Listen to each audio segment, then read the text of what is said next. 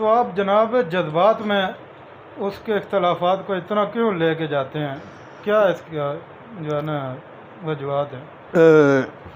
قرآن کی آیت نمبر سورہ نساء کی آیت نمبر 7، 11، جی 12 اور 177 میں پڑھیں آپ کہ کسی کا حق جو ہے نا اس کی نفی نہیں کی جا سکتی۔ اور قرآن کی ایک اور آیت ہے سورہ توبہ میں، اس کی میں پڑھ کے بھی جناب کی داد چھوڑنا۔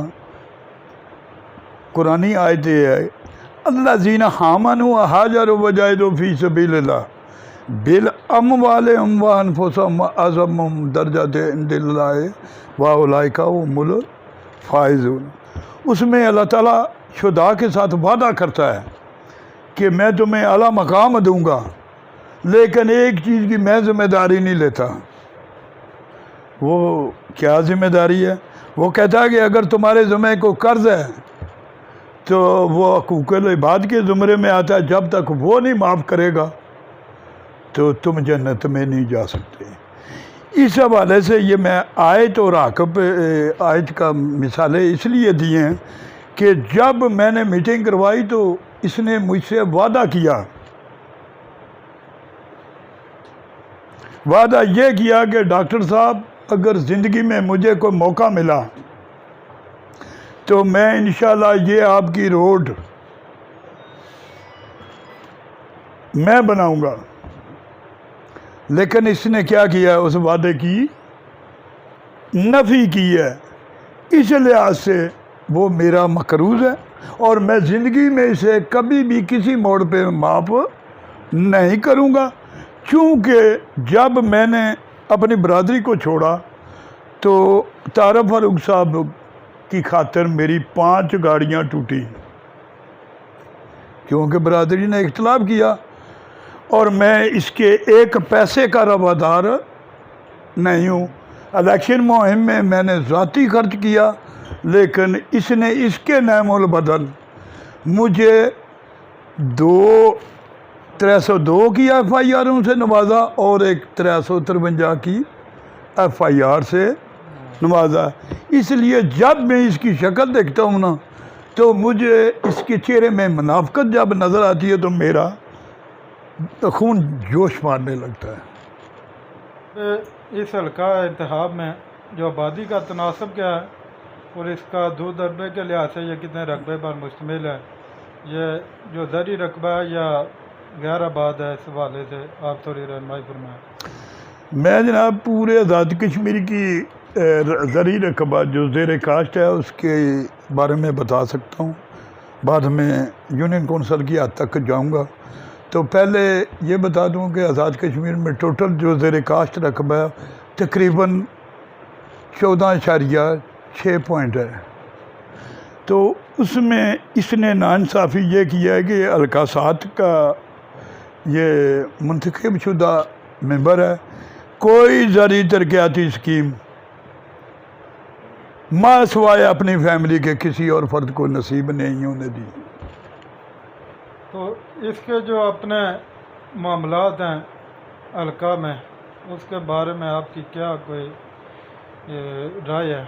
جو اس نے ایسا نمائندے اپنے زکوٰۃ کے محکمہ میں منتخب کیے، ان نے کیسی کوئی خدمات دیں، اس کے بارے میں آپ کی کیا کوئی علم ہے؟ پہلی تو بات ہے کہ میرے خیال میں تمہاری تعلیم ایم اے سے زیادہ ہے، اسپیشل ایجوکیشن آپ نے کی ہوئی ہے۔ تو انوار صاحب کو تو موقع نہیں نصیب ہوا، اس کو موقع تقریباً لگاتار 3 دفعہ اس کو نصیب ہوا۔ یہاں کی صورتحال ہے کہ زکوٰۃ فنڈ میں اس کے بیٹے کا علاج ہو سکتا ہے، اس کا علاج ہو سکتا ہے، اس کے ملازم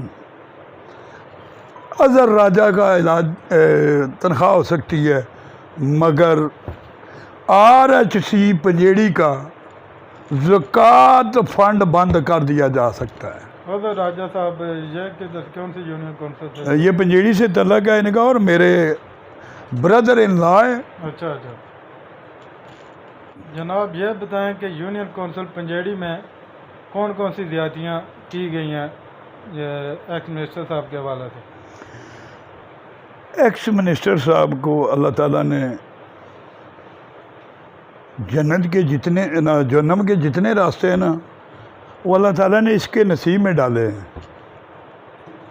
پہلا راستہ کہ میں پہلے بھی ذکر کر چکا ہوں کہ RHC برنالہ کا زکوٰۃ فنڈ رننگ ہے، MS DHQ بمبر کا زکوٰۃ فنڈ رننگ ہے، سمانی کا رننگ ہے، اور RSC پنجیڑی کو محروم کیا گیا۔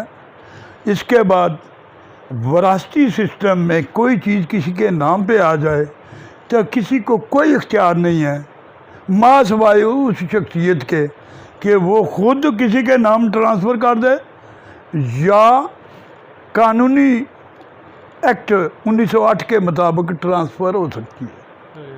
تو بات یہ ہے کہ RSC پنجیڑی کی ایمبولینس سینئر منسٹر صاحب نے یہاں سے شفٹ کر دیا ہے۔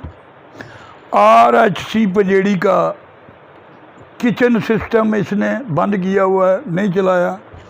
اس کے بعد یہاں کے ملازمین اٹھا کے اور جگہ پہ لگائے ہوئے ہیں، یہاں کا کک کہیں پہ ہے لگا ہوا، اور بیسک میڈیسن جو ہوتی ہیں نا RSA کی ایمرجنسی کے لیے وہ بھی اویلیبل RSC پنجیڑی میں اس کے دور میں نہیں ہے، کوئی ڈلیوری نہیں ہو رہی ہے کیونکہ ڈلیوری میڈیسن یہ اس نے کلوز کی ہوئی ہے۔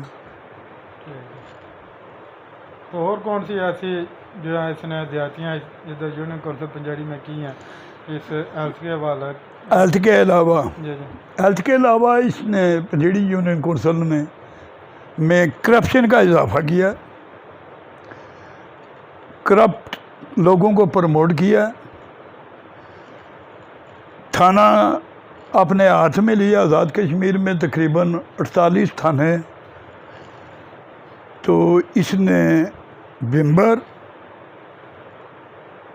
اور علی بیگ تھانے کو اپنی ذاتی ملکیت سمجھتے ہوئے اپنے رائے سے اپنے سورسز سے لوگوں کو پرچوں میں الجھاتا رہا۔ تو جناب یہ بتائیں کہ ایسی کون سی وجوہات ہوئی ہیں کہ ایکس منسٹر صاحب کے جو درینہ ساتھی ہیں وہ بھی انہیں چھوڑ کے جا رہے ہیں؟ تو اس حوالے سے آپ تھوڑی جو روشنی ڈالیں۔ بیسیکلی طارق فاروق کا جو لنکڈ بائی جغرافی لحاظ سے ایریا ہے وہ گجرات کے ساتھ ملتا جلتا ہے، تو وہاں کا کلچر جو ہے وہ آزاد کشمیر میں بھی چونکہ یہ پروموٹ کرنا چاہتے ہیں، گجرات میں کرمنل ایکٹیویٹی کے لحاظ سے پاکستان میں 1 نمبر ہے، لہذا اس نے یہاں پہ بھی وہی کلچر کو پروموٹ کرنے کی کوشش کی ہے۔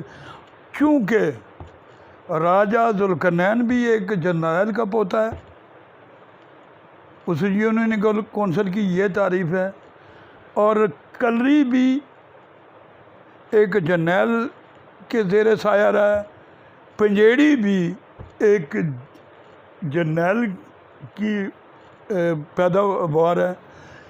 صورتحال یہ ہے کہ ہم لوگ کلچر وائز گورنمنٹ ملازمت کو ترجیح دیتے ہیں، دوسری بات یہ ہے کہ ہم شریف النفس لوگ ہیں، ہم نے اس منشور کو ریجیکٹ کیا ہے جو کہ وہ گجرات میں عام ہے، اور پنجیڑی ان 3 یونین کونسل کو ہم اس کلچر سے بچانا چاہتے ہیں۔